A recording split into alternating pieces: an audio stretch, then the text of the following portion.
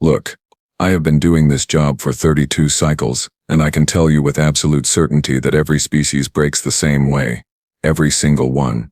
My name is Commander Zilth'kaa, Senior Intelligence Analyst for the Kryn Dominion, and if there is one thing I know, it is how conquered species behave. Spoiler alert, they behave predictably, boringly so, actually.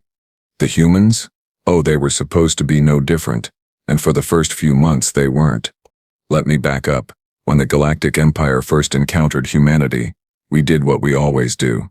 We observed, we calculated, we ran the numbers through our conquest algorithms, the same ones that have successfully predicted the outcome of 47, count them, 47, species integrations. The algorithms are never wrong. Well, almost never. We will get to that. Humanity's first contact with us happened at one of their outer mining colonies, some ice-ball moon orbiting a gas giant they called Jupiter. Creative naming. Truly. Our scout fleet arrived, made the standard announcement of Imperial sovereignty and waited for the inevitable response. They shot at us. Of course they did. They all do. It is adorable, really, like watching a small creature puff itself up to appear larger than it actually is. The battle, if you can even call it that, lasted 6 hours. 6 hours. Our war databases predicted 7, so they actually performed slightly better than expected.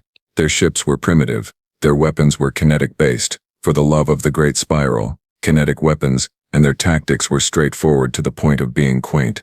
They formed defensive lines. They protected their supply vessels. They even tried a flanking maneuver that I watched coming from 3 light minutes away. After we disabled 70% of their fleet, they did exactly what the algorithm said they would do. They surrendered, sent a transmission requesting terms, asked for mercy for their colonists. The whole standard package. 18 days later, every human colony beyond their home system was flying Imperial colors, right on schedule. High Command was pleased.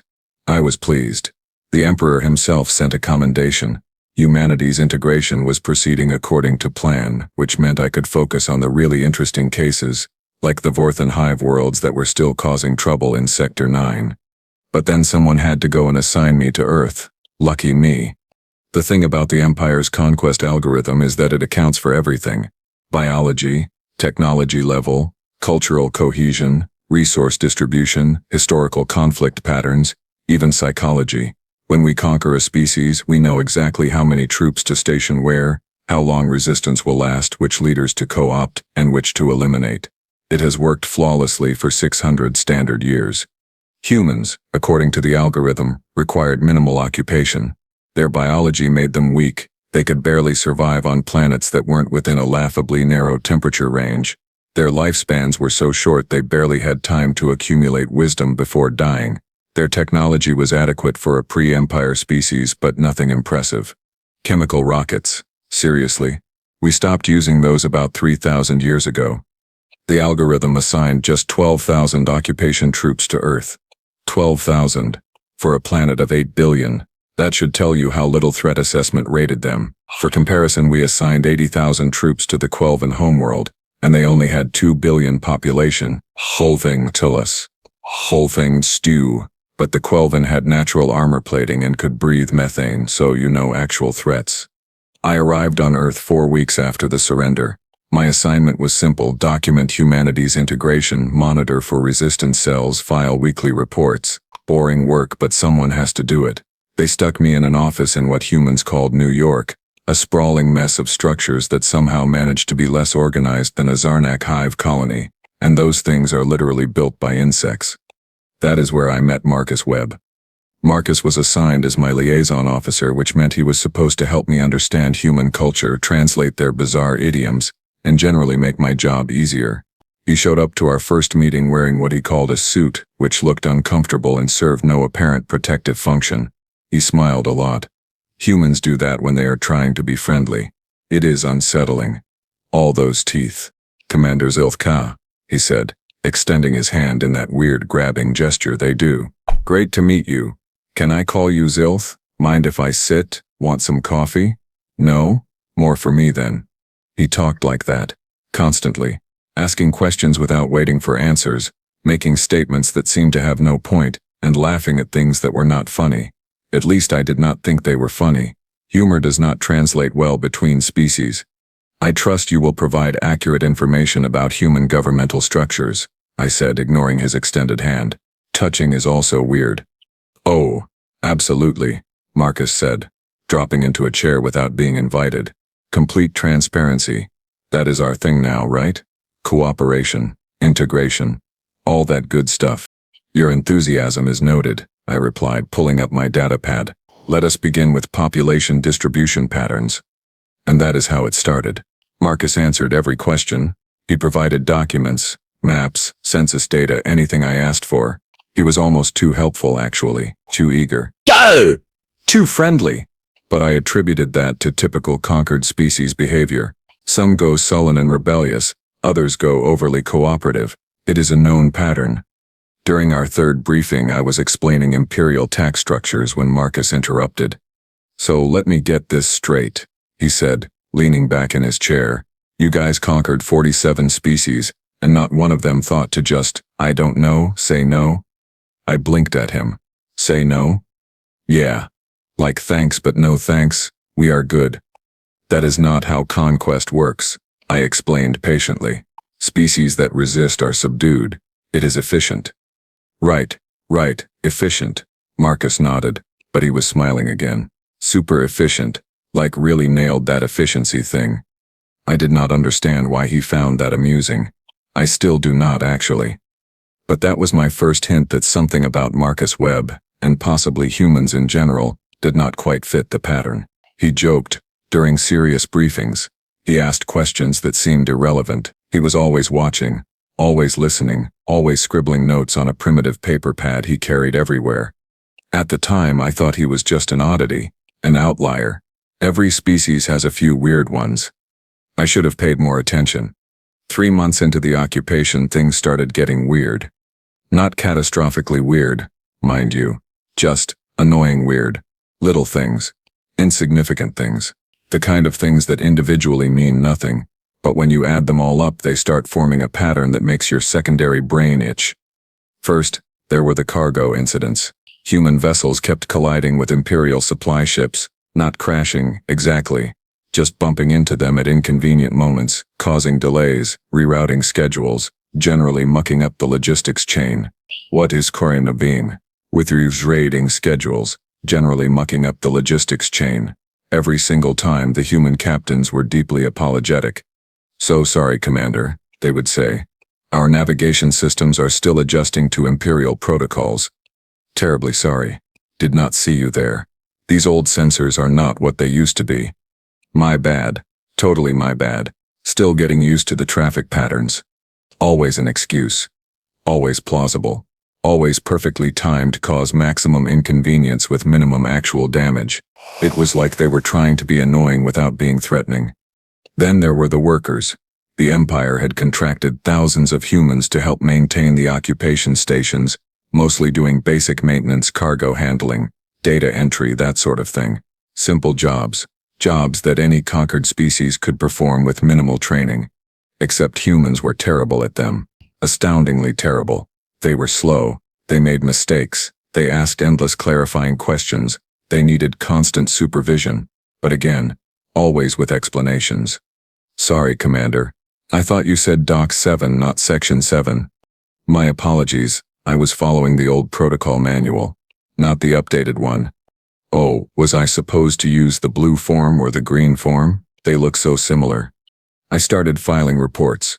Minor incidents, low priority, but reports nonetheless. My superior, High Strategos Quindar, was less than impressed. Zilth'kaa, he said during our weekly briefing, his mandibles clicking in what I recognized as exasperation. You are bothering me with cargo bumps and paperwork errors.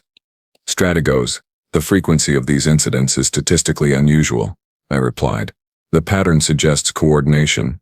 The pattern suggests adjustment, Quindar said flatly. Every newly conquered species goes through this phase. They are learning our systems, adapting to our methods. It is normal. Stop wasting my time. So I stopped filing reports, but I did not stop noticing. Marcus, meanwhile, continued being Marcus. Friendly, chatty, endlessly curious, especially about military matters. So, how exactly do your battle formations work? He would ask casually, like he was inquiring about the weather. What is the typical response time for your rapid deployment forces? Just out of curiosity, how do Imperial ships handle electronic warfare? Asking for a friend, but what is your standard protocol for ship-to-ship boarding actions? I answered his questions because, well, why not? He was a liaison officer. Understanding Imperial military doctrine was technically part of his job, and besides, what was he going to do with the information? Humanity's fleet was destroyed. Their colonies were occupied. They had nothing left to fight with. Or so I thought. Then came the incident in Australia. An entire battalion, 600 troops went missing, just vanished. One day they were conducting a routine patrol sweep through some human wilderness area. The next day, nothing. No communication, no distress signals, no bodies, gone. Command went into full alert. We deployed search teams, orbital scans, the works. For 3 weeks we found absolutely nothing. Then, the battalion stumbled out of the wilderness. All of them, alive, technically unharmed but completely traumatized. Their after-action reports were disturbing. Attacked by large hopping mammals with powerful legs, one soldier reported. They traveled in groups, kicked with lethal force, moved too fast to target effectively. Small angry bears climbed trees and dropped on us from above, another claimed. They had claws like razors, and no fear whatsoever. The birds, a third soldier whispered, his eyes unfocused. The birds were everywhere, screaming, attacking our equipment, and the spiders, do not get me started on the spiders. We were defeated, their commanding officer admitted, by the local wildlife. The local wildlife, an Imperial battalion trained for combat across hostile environments, defeated by animals, native, Earth, animals. That night, I could not sleep. Well, I do not sleep like humans do, but I could not enter rest cycle. Something was very wrong. I pulled up humanity's military history files, the ones I should have read months ago but had not bothered with because the algorithm said they were irrelevant. What I found kept me awake for the next 3 rest cycles. Humans have been fighting wars for their entire recorded history, not occasional conflicts, not territorial disputes, constant, continuous, unending warfare against each other. They had perfected the art of killing other humans using every method imaginable: chemical weapons, biological agents, nuclear explosives, and those were just the big ones.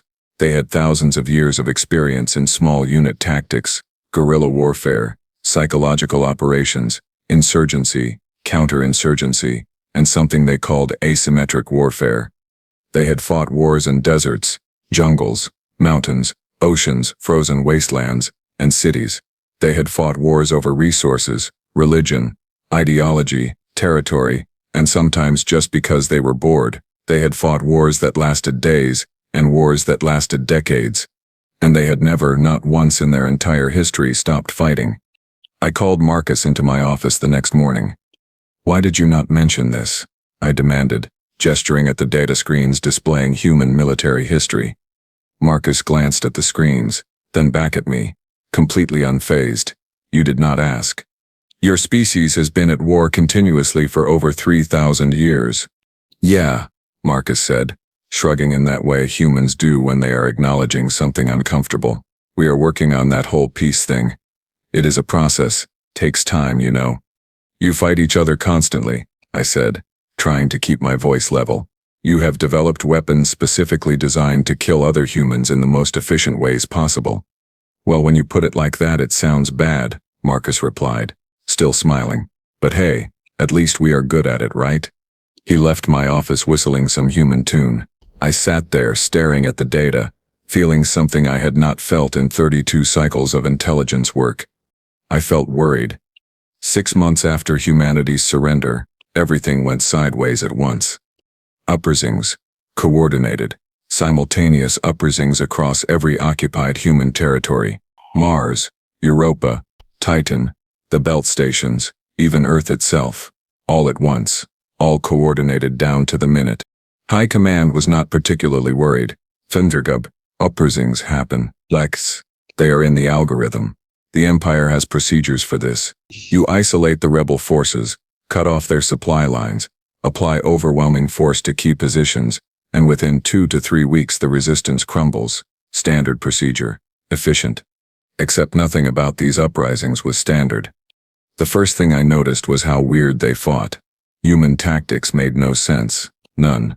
They violated every principle of logical warfare that has been established over 600 years of Imperial conquest. Take the battle for Europa Station. Imperial forces had humans trapped in sections D through F. Standard procedure says you abandon low-value positions and consolidate forces at defensible choke points. Maximize survival. Minimize casualties. Basic logic. Humans did the opposite. They sent strike teams to rescue 3 soldiers trapped in a collapsed corridor. 3 soldiers. They risked 15 people to save 3. And when we ambushed that strike team, they sent another one, and another. They kept coming, kept trying, kept losing people, all to save individuals who were, strategically speaking, already lost. It was madness. Beautiful. Stupid. Infuriating madness. On Mars we cornered an entire human company in a mining complex. They were outnumbered, outgunned, and completely surrounded. We offered surrender terms. Good terms, actually. Prisoner status, medical care, the works. They told us, and I quote, "Come and take it." Then they fought for 16 days. 16 days. But when they finally ran out of ammunition, they fought with mining tools. When those broke, they fought with their bare hands. We won technically, but we lost more troops taking that one complex than we lost in the entire initial invasion. Their commander, when we finally captured her, was smiling. Smiling, covered in blood, half her ribs broken, and she was smiling. "Worth it," she said. "Every second you wasted on us was a second you were not somewhere else." That was when I started to understand. They were not trying to win battles. They were buying time. But time for what? The pattern continued. Across every occupied territory, humans fought in ways that made no tactical sense. They held positions that should have been abandoned. They counterattacked when they should have retreated. They regrouped when they should have surrendered. And the strangest thing, the thing that bothered me most, was that they fought harder when they were losing. Most species fight hardest when victory seems possible. Humans, they fought like cornered animals when defeat was certain. The closer we got to eliminating them, the more dangerous they became. Imperial forces won every major engagement, every single one, but we could not eliminate the resistance. For every cell we destroyed, 2 more appeared. For every leader we captured, 3 more took their place. It was like fighting smoke. Then I saw the supply manifests. Humans were using Imperial weapons, Imperial explosives, Imperial communications equipment, not captured gear, actual Imperial issue equipment, still in factory packaging. They were stealing from us, and they had been doing it for months. All those cargo accidents, all those inefficient workers, all those minor delays and silly mistakes, they had been robbing us blind while we were not paying attention. I went to find Marcus. I needed answers. I needed to understand how I had missed this, how the algorithm had missed this, how humanity had fooled an intelligence service that had successfully conquered 47 species. I found him in his office, except it was not really his office anymore. The walls were covered with maps, personnel rosters, supply routes, Imperial supply routes, all our logistics, all our troop movements, everything. He was standing there in a different uniform. Not the civilian liaison outfit he usually wore. This was military, combat fatigues, rank insignia, the works. "Hello, Commander Zilth'kaa," he said, and his voice was different too. No more friendly chattiness. This was the voice of someone who had been in command for a very long time. "I suppose introductions are in order. Colonel Marcus Webb, Human Resistance Intelligence. Pleasure doing business with you." I just stared at him. My brain was trying to process what I was seeing and failing completely. "You have been playing me," I said finally, "this entire time." "Not just you," Marcus replied, gesturing at all the data on his walls. "Your entire occupation force. Every question I asked, every conversation we had, every stupid joke you did not understand. I was learning, studying, mapping out your weaknesses." "The surrender," I said slowly, pieces clicking into place. "The initial surrender was fake." "Not fake," Marcus corrected. "Strategic. We needed time. Time to prepare. Time to plan. Time to figure out how you people think. So we gave you what you expected. A quick defeat, a cooperative transition, everything by the book. Your book. He smiled, but it was not the friendly smile I had gotten used to. This smile had teeth. You studied our surrender, Commander. We studied everything else. Your tactics, your logistics, your command structure, your response times, your blind spots. For 6 months we played dumb and took notes. And you never suspected a thing because your algorithm told you we were predictable. But you lost your fleet. I protested. Your colonies. You have nothing left. We have 8 billion angry humans who are really good at killing, Marcus said calmly. And now we have 6 months of intelligence on exactly how you fight. That is not nothing, Commander. That is everything. He walked to the door, then paused. Oh, and those soldiers in Australia? The ones defeated by wildlife? We did not plan that. Australia is just like that. But watching your people try to explain it in official reports was absolutely hilarious.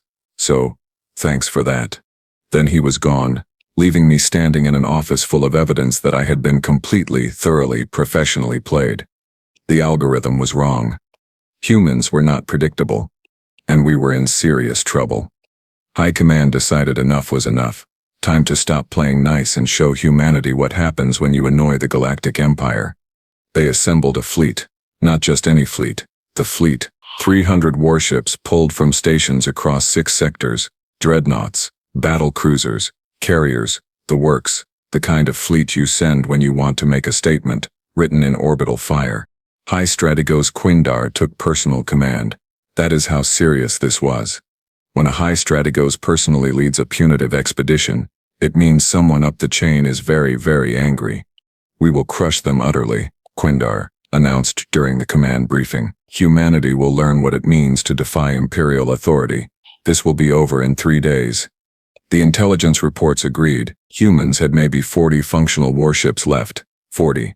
Most of them converted civilian craft with weapons strapped on wherever they would fit. Against 300 purpose-built Imperial warships, crewed by professional soldiers, equipped with weapons that had conquered 47 species. The math was simple. This was not going to be a battle. It was going to be an execution. I watched from my monitoring station on Luna, Earth's moon. I should have been confident. The numbers were overwhelmingly in our favor, but I had spent 6 months learning that humans do not care about numbers. The fleets met at the edge of Earth's gravity. Our ships in perfect formation, geometric precision, centuries of tactical doctrine on display, beautiful, really, elegant. Human ships looked like garbage in comparison. Mismatched vessels, irregular spacing. No apparent formation at all, like someone had thrown 40 ships in random directions and hoped for the best. Quindar's opening salvo should have ended it. Coordinated fire from 50 dreadnoughts, targeting solutions calculated by quantum processors. Weapons that could crack a moon in half. Humans scattered. Not retreated. Scattered. Ships breaking in every direction. No pattern. No coordination. Just chaos. Half our shots missed because our targeting systems could not predict where they would go next. Because they did not know where they were going next. They were making it up as they went along. Then they attacked. One human destroyer. Tiny thing. Maybe a tenth. The mass of our smallest frigate came screaming in at full burn directly at a battlecruiser. Our point defense should have shredded it. Did shred it, actually. Blew off its engines, its weapons, half its hull. It kept coming anyway. Rammed right into the battlecruiser's engine section. Both ships went up in a fireball you could see from Earth. Insane. Quindar hissed over the command channel. They are completely insane. He was right, but that did not make them less effective. More human ships pulled the same trick. Suicide runs, ramming attacks, using their own vessels as missiles, each one taking out ships 10 times their size. It was horrifically inefficient by any measure of warfare. Except it was working. Then the civilian ships showed up. Hundreds of them. Mining vessels, cargo haulers, passenger liners, even personal yachts. None of them armed, at least not properly.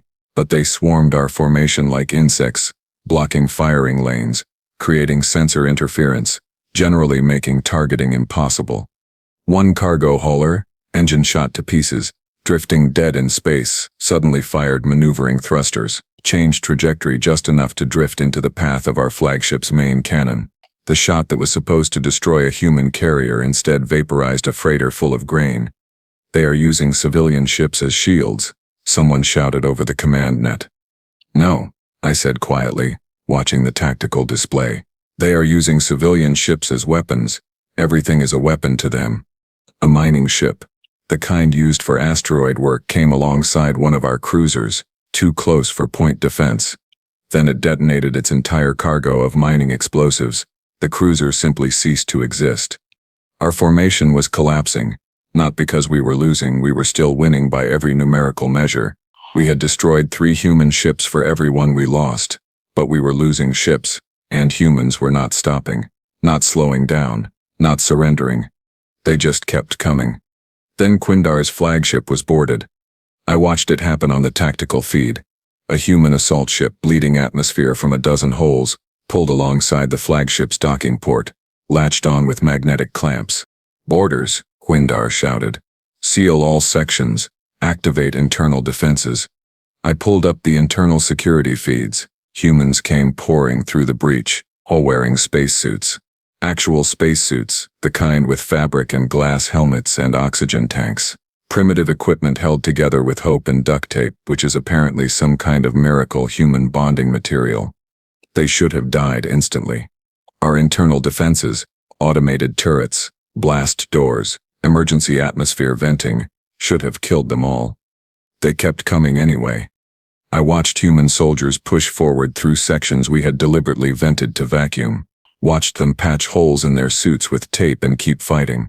Watched one soldier lose his helmet and hold his breath for 45 seconds while dragging a wounded comrade to safety. They were not supposed to be able to do that. Human physiology does not allow for that.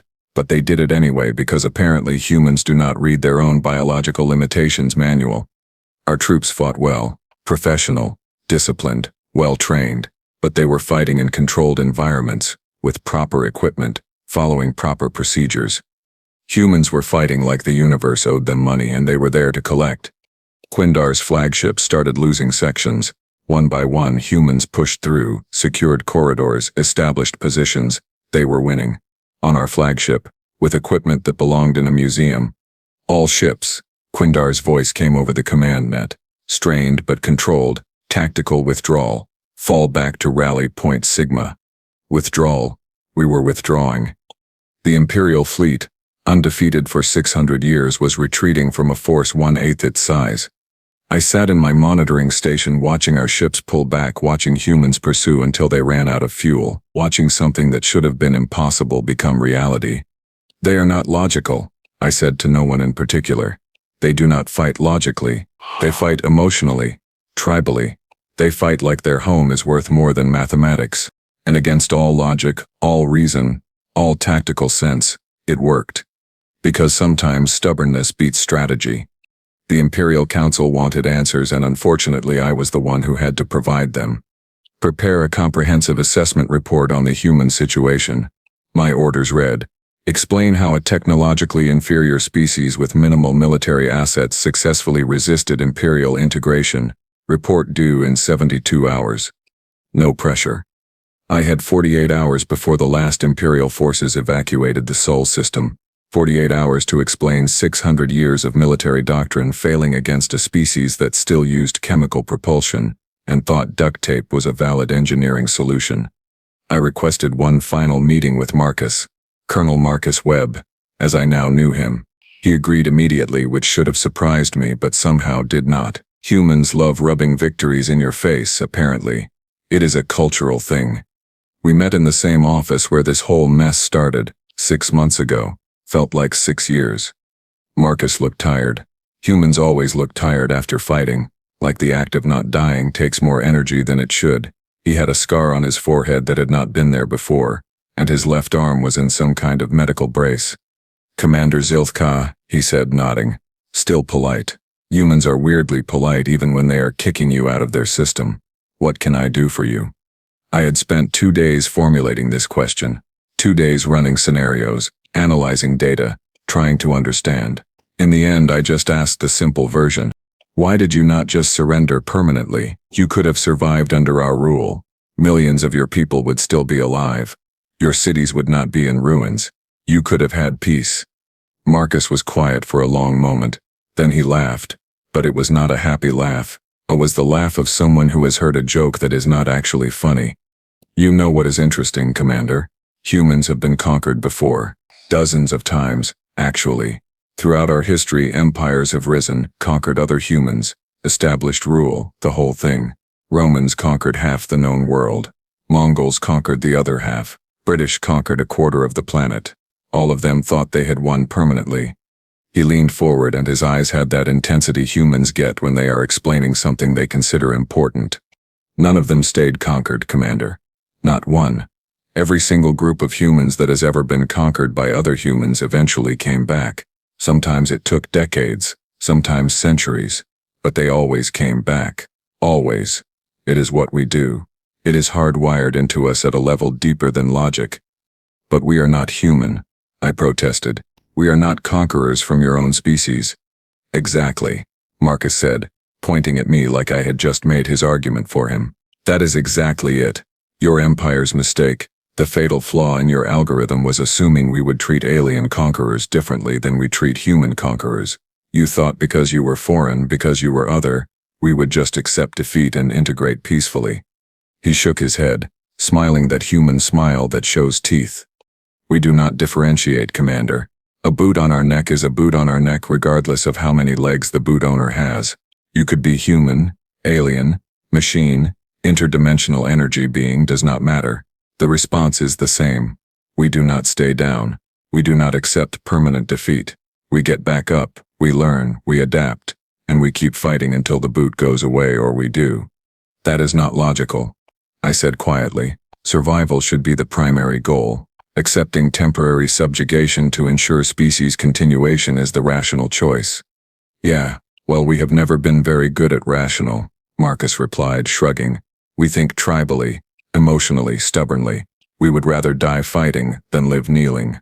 It is stupid, it is expensive, it costs millions of lives, and we do it anyway because at the end of the day we are not a logical species.